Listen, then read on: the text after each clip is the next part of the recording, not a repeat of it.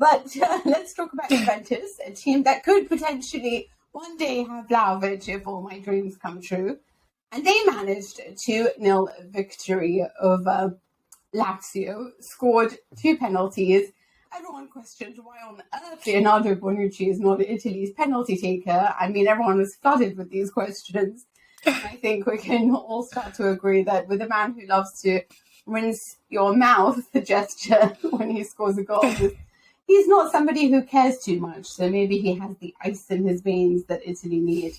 But more importantly, this was the first time that Juventus played their players in their rightful roles. I've never seen an injury lead to an intelligent shake-up of the system. They went from a 3-5-2, Danilo gets injured, they take him off and put Kulusevski, so they went to a 4-3-3. Possibly the reason why they managed to cover the width and the breadth of the pitch so well.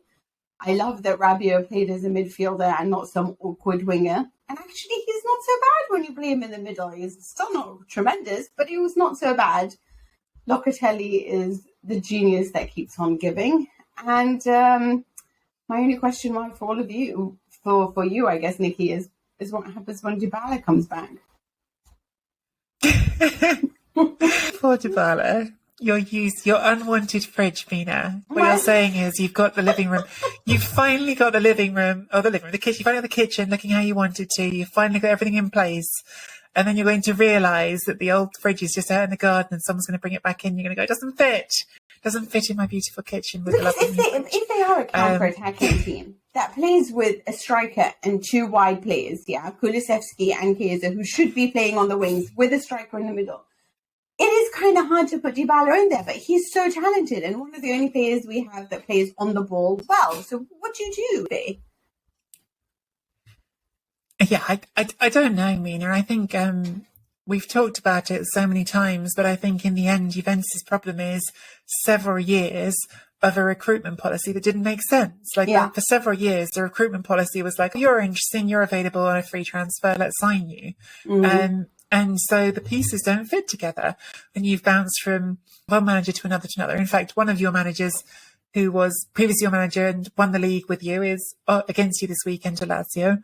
But there hasn't been any planning and the bits don't fit together. And I'm certain that Allegri, like probably most managers of top clubs all over Europe right now, would bite somebody's hand off to have Vlahovic as that option to lead the line, because they haven't got that number 9 who they feel great about. They've got Alvaro Morata who won a penalty.